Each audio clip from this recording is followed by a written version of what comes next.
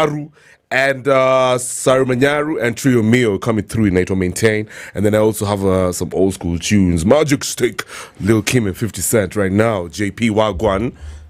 So yeah, of course, the Gen Zs on the activity again out there, always giving us headlines. You gotta love the Gen Zs. Doing their thing. Yeah. You know? Yeah, gotta respect. So now, what's really happening is that Kenyan Gen Zs are collecting emails from African heads of state in preparation for the AUC elections.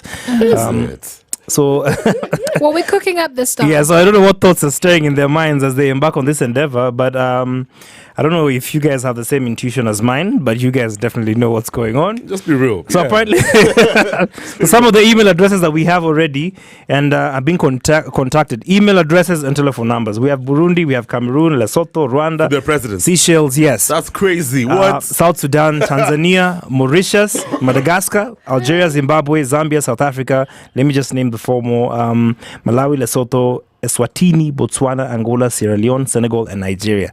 So apparently they're going to be emailing this, this governments, heads of state. And I think we know what they're going to be telling them what do you think when it comes to the African Union.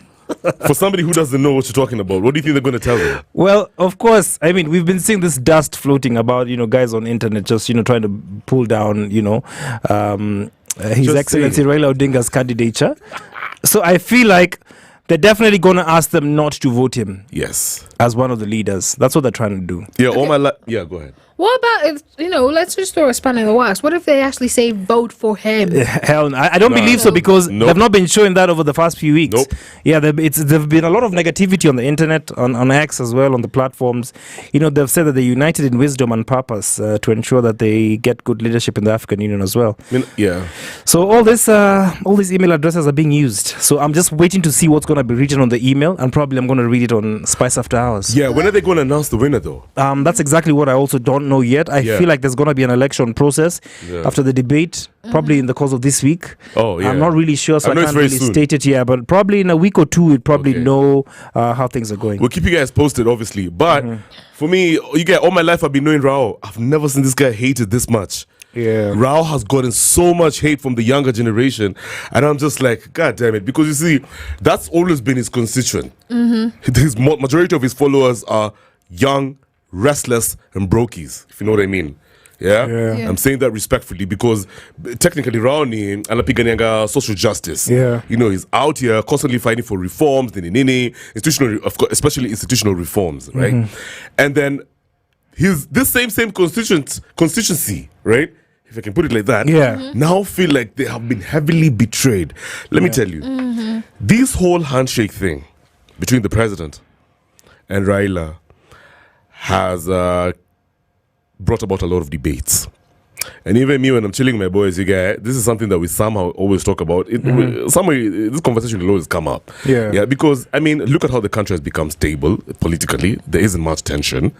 You can look at it as a good thing, especially for business owners, isn't it? Yeah. Town was very disruptive.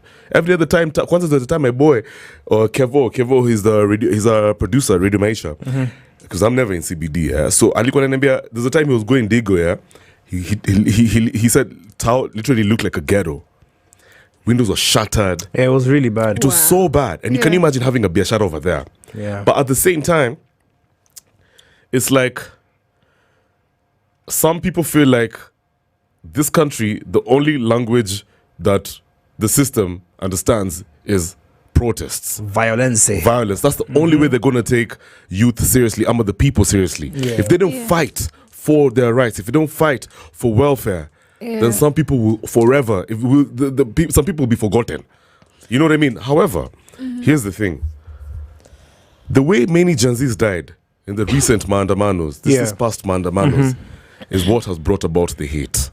Because people actually think that Raila kind of took advantage of this whole unrest to get into a handshake. And cut a deal. Yeah, cut a deal because obviously they say if Raila's followers are in government, they feel like they're in government, then Ruto doesn't need even youth. You understand? He doesn't need the disgruntled youth. Yeah. Somehow he'll still get his numbers and he's guaranteed victory come 2027. Yeah. That is why many people are so pissed off over Raila. They're saying if Raila actually joined that Mandamano, then probably I don't know. You guys can guess whatever would have happened. Yeah. You know what I mean? It's also the fact that, Raila was meant to stand for us, meant to stand for justice, meant to stand for something that's right. And then when you see him going into bed and then actually coming in and saying, the Adani deal is good, and then we find out the Adani deal was not actually good.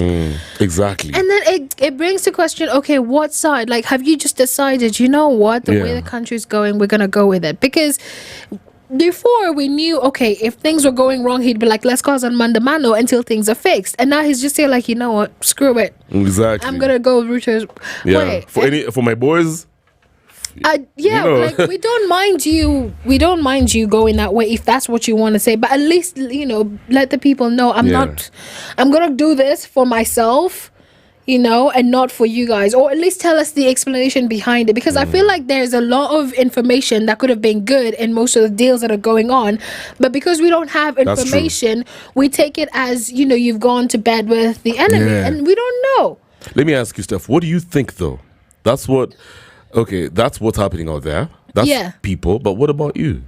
This whole handshake thing, and of course how Gen Zs are approaching this thing, sending emails, them calling Raila a traitor,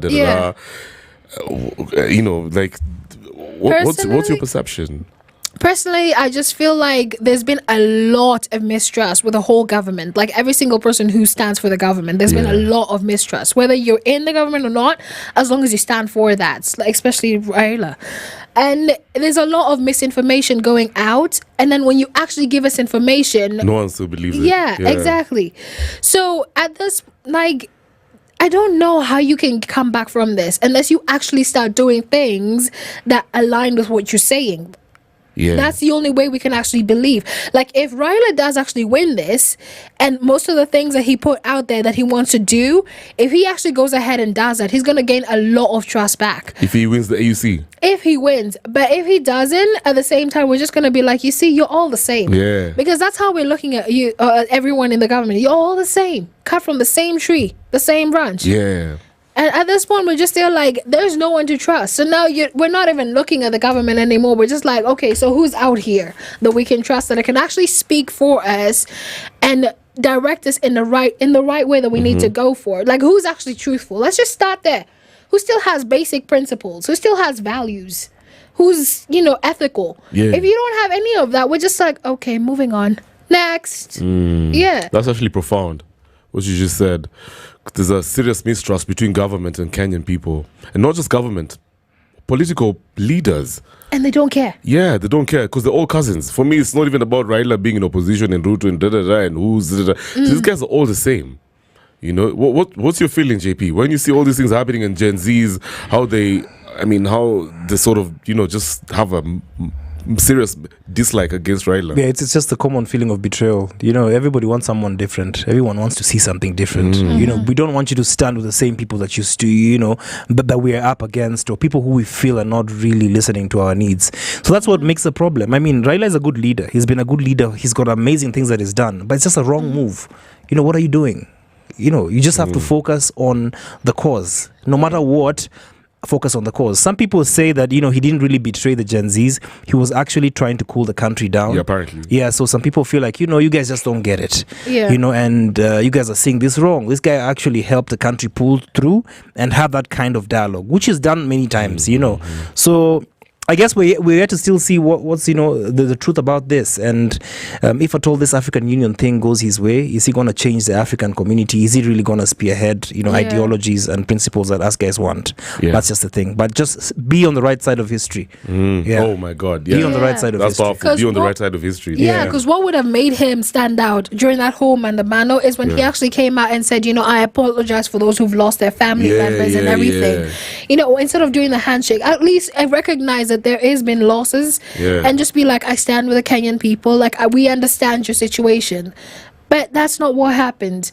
But he kept on saying it a bit, but it's like, so he should have hit it strong. Yeah, even the way he said it wasn't believable. Especially when guys were just dying. Stand up, stand in front. Do you remember even that time when he kept on saying how Ati, we are in opposition. We would never get into a handshake with government. Remember? Yeah. And then you guys just got us by surprise. Exactly. So those kinds of things make people see you as someone who's very flaky, and you cannot put the confidence behind someone who's flaky. Sometimes. So that's how it looks. Yeah. So we don't know the truth about what's really happening in the back scenes, and I feel like we as Kenyans sometimes never get the clearest picture. We just see what it is on ground surface. Yeah. There's so much going on in the back streets. We have no idea, no clue. The people who are inside there can tell you, you'll be like, whoa.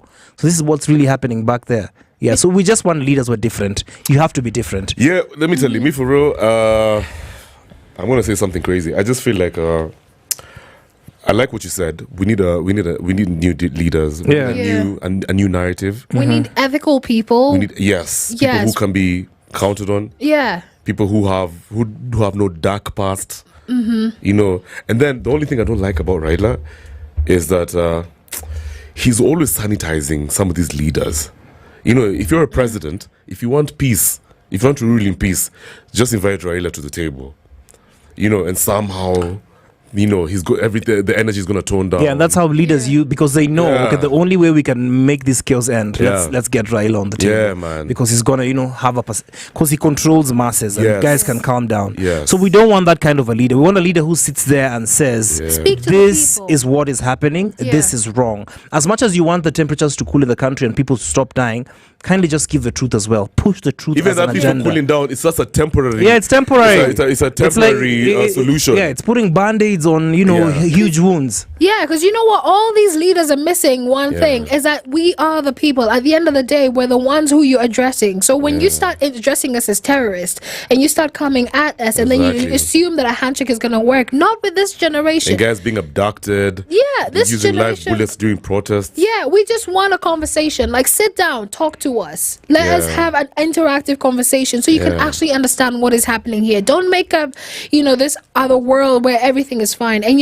it's actually giving Raila a bad look in the AUC, because if his own country doesn't back him up and doesn't trust him, who's the African government to actually trust him? Because these guys actually read things.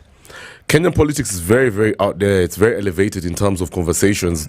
My uncle in Ghana kept on telling me, Kevin, don't ever get it twisted. We watch your news. Yeah, everybody knows. We watch your news. So if Raila thinks that other leaders don't know what's happening, you'll be lied to. Yo, fam, let me tell you, the day Raila dips from the political scene, obviously he's not going to be in the ballot in 2027. But you never know. We never know. You never know. That's right. Maybe he'll just be there to maintain the status quo. But I hope he's not going to be there. Maybe that will be the beginning of things changing, to be honest. I mean, never get it twisted. You cannot take away everything that is done for this country. In fact, no one will ever get to the level that Raila has really achieved in terms of being resourceful to this country. The new constitution is because of him. Multipartyism, it's because of him. You know what I mean? All these other freedoms that we enjoy, it's because of him. But that doesn't change the fact that, the way you go about your politics, it's not modern, it's not progressive. Yeah. And it's slowing us down. Yeah. It's slowing us down. There's nothing. In fact, no one should. Moving forward, after Raila, we should never entertain these handshake things. In fact, you know what? Moving forward, just scrap the entire government. Look for fresh new people. Like, forget about everyone else in the government. Don't put them back in there. Because if you put them back in there, don't be saying anything about them. Because you already know what they're like. What's your thought about these new crop of leaders, quote unquote, the Moraras and the Kasmals? Are they the people who are to represent change? Is that what you call progress? Are these the people who are actually going to take us to where we want to go, whatever this place is? What I would say is it's shedding a new light on actual leaders want to come out. Even if it's not them, there's other people in the background who are now starting to speak up and now starting to come up and actually say, we are here for Kenya, because at the end of the day, we're the ones who are going to be left in Kenya. I believe that. Whereas the other people in power are going to say, we still go home every single day, so don't be threatened by that. That's just disrespectful. I just think, I think Morara Kasmo are not the bar. They're not the bar. They're not the standards. But they're showing us the bar. No, they're not. I think they're just riding on a wave. Exactly what I said last time. They're riding on a wave. This is an opportunity for some people to take advantage of situations, take advantage of mandamandos, come and pretend that you want to help us for a few days, and then you go back, get your bag. It's ridiculous. But we still don't have leaders. But Kenya shouldn't be excited about these young guys. I feel like there's people out there, there's ladies, there's men who are genuinely out there who are going to bring change. I think we're going to see our Obamas, the Kamala Harrises of this world. We're going to see them in Kenya. You know what I mean? Right now they're silent, but they're going to come out guns blazing. We'll be very impressed. I genuinely feel like this country is blessed. You know, we should be hopeful. Don't think these guys that you see on the news, these so-called activists, stroke politicians, they are the ultimate. No, guys, trust me. Don't even get excited about these ones. The real ones are going to come up and you'll be so surprised. We'll be like, wow, where this guy? Where has this guy been? It's not even okay on Tata. Trust me. I just feel like there's some guys coming. There's a crop of politicians who are going to come. I kid you not, Stephanie. This is going to be, people are going to write books about this. And you know what? You young people keep doing your thing, because the way you're coming up, you're actually showing us the right path to go on. And you're showing us how to fix the mistakes that have been there, in the past. And it's about time we have fresh new perspectives. We will. May I just know we will. Easy Sasawa. We are coming back with more vibes and then we'll say peace right now. Maintain.